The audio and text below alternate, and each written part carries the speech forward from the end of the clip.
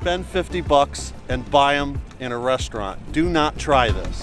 Hey guys, I am in the beautiful Florida Keys with my whole family. We're on a family vacation. I have my mom, my dad, my brother Fisher, my brother Jed, Fisher's girlfriend Gabby, and Victor, my boyfriend. We've gone fishing the last couple days, but today is just a strictly dive day, so let's see what we can find.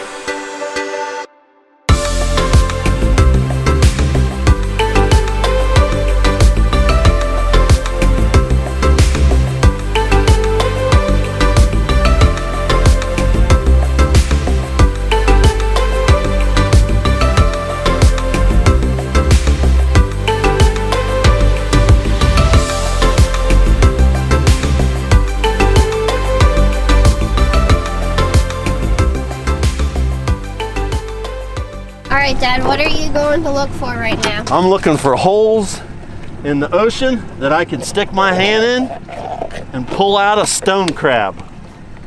That's what I'm looking for. Usually people catch stone crabs in traps, but my dad and my older brother Jed have caught them by hands by sticking their hands into holes and pulling them out. And so that's what they're gonna try to do today. That's our mission. Don't try this. Spend 50 bucks and buy them in a restaurant. Do not try this. Got to be a little bit crazy to do this. Definitely crazy. I don't know if I'm gonna try it yet. I haven't decided. Because if they do pinch you, they don't let go, and that is a lot of pounds of force on your fingers. Even when you pull their claw off, it's still pinching you. Now before I show you what we're doing, I want to explain to you a little bit about what we're doing. Picture a crocodile can put off 5,000 pounds of pressure with its bite.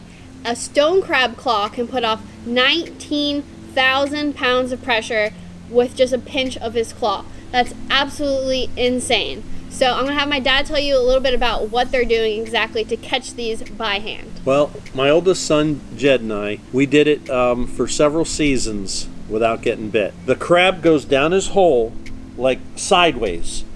So when you stick your hand in the hole, you're actually grabbing his elbow.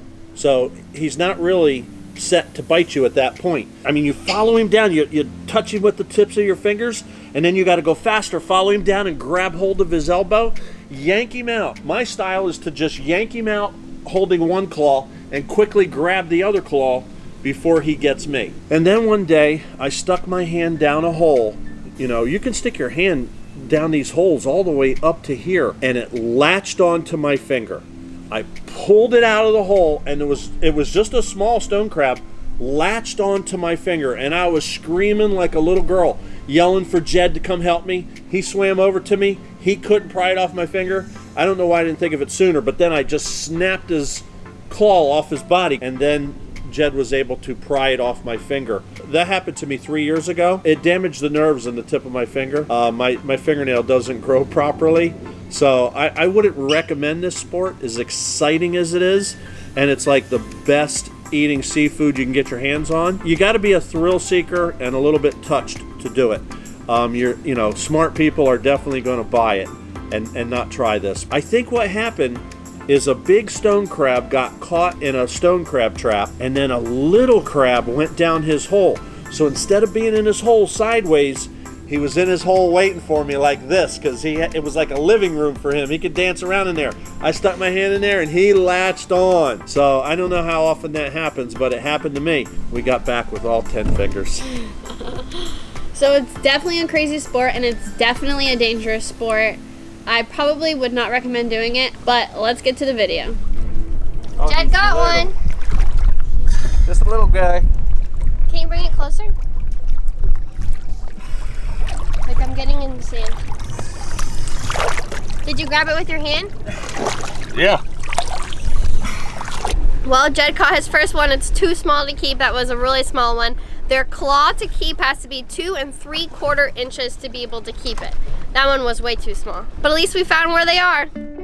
My brother had already netted this stone crab by the time I came up to him. And when we took it out of the net, I realized that it was a female. This is a female stone crab, and their egg sacs are known as sponges. They are easily identified by the orange or brown sponge carried under them. The sponge is revealed when the crab is picked up or turned over. All crabs should be checked for the presence of a sponge prior to declawing. If a sponge is detected, the crab must be placed back in the water and unharmed. It is illegal for anyone to harvest claws from a female that is carrying eggs. We let this crab go right back where we found her. Here I pointed out a hole at the edge of some seagrass to Jed, and he stuck his arm in all the way up to his shoulder, but there wasn't a stone crab home. Now, to measure a stone crab claw, you must measure the bottom side of the claw with a gauge, which is the larger, immovable part of the claw. It is measured from the bottom tip of the claw to the bend in the claw. The legal size of the claw that can be harvested must be 2 3/4 inches or greater. This claw is about 1/2 inch greater than the legal size. My dad reached in a hole and pulled out this nice sized stone crab. You are legally allowed to harvest both claws if they are of legal size. We measured the claws, and this crab only had 1 legal claw, so we carefully removed the legal claw and then let him go. Stone crabs lose claws in 2 ways. The claw can be forcibly broken off when it is harvested by a fisherman or lost in battle, or a crab can intentionally drop any of its legs or claws if they are damaged or sick. A stone crab can regrow either of its claws only if the joint that linked the claw to the body is left intact. This is why it is so important for fishermen to correctly break the claws off of the crabs. This is a picture of an incorrectly removed claw. Once a stone crab loses a claw or other appendage, it takes several molts to fully regenerate the lost appendage or claw. Each time a crab molts, it has the ability to regenerate the lost appendage. Regeneration in adult crabs takes 1 year. The regenerated claws start out smaller than the original and will continue to grow through the subsequent molts. In juvenile stone crabs, regeneration of lost appendages can be more rapid than adults. Juvenile crabs molt 2 or more times per year, giving juveniles the ability to regenerate an appendage in just a few months. Here's another crab that we removed a claw off of and then dropped him right back in his hole. It is estimated that several 100,000 lobster and crab traps are lost annually, with more lost in years with hurricanes. But tampering of traps, trap contents, lines, or buoys that do not belong to you, even if the traps are derelict or in the water during a closed season, may result in a 3rd-degree felony conviction, fines up to $5,000, and the permanent loss of your fishing privileges. We were finding many broken traps on this dive. Back on September 10th, 2017, the Category 4 Hurricane Irma ripped through the Florida Keys during the Florida spiny lobster harvest, about a month into the most economically important season for the commercial fleet. Lobster traps were moved an average of 3.5 to 5 miles during the storm. Estimates showed about 150,000 of the 350,000 lobster traps in Monroe County waters were lost or displaced. However, there are programs set up by Florida Wildlife Commission to remove these lost traps. The Trap Retrieval Program is also funded by commercial saltwater license revenue. A percentage of each commercial lobster, blue crab, or stone crab permit funds the trap retrieval efforts.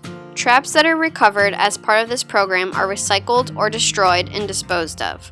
A retrieval fee of $10 per trap is assessed to the trap owner for each trap retrieved. These fees are dedicated to the operation of the Trap Retrieval Program. We found this tree that I'm guessing was moved here from the hurricane, and from the surface it just looks like a tree, but when you get a closer look, it was filled with hundreds of spiny lobsters. This tree became an awesome hiding place for these guys. Spiny lobster season is from August 6th through March 31st, so we just had to admire these guys and couldn't bring any home for dinner. This is a lobster mole. As the lobster grows, it must molt and lose its hard protective exoskeleton.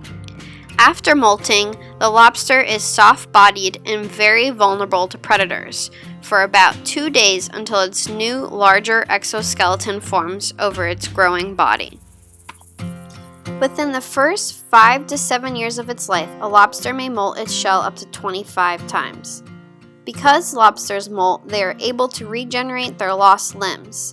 They can even regenerate their eyes and antennas.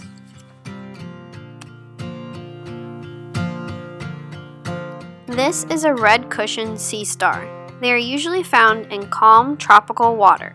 It can grow up to 20 inches depending on food availability. It used to be the most common starfish, but now it has been over-harvested for souvenirs as well as for the aquarium trade. This is a hermit crab. As hermit crabs grow, they need to find new shell and abandon their previous one.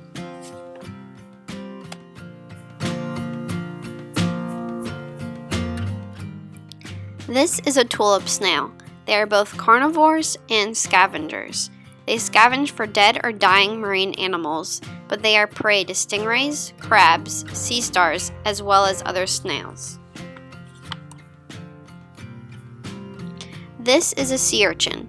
They have tube feet and are often seen carrying all kinds of things from shells to seaweeds. It can quickly gather these things to cover itself to help camouflage it or shield it from sunlight. This is a striped burr fish, and it is part of the porcupine pufferfish family.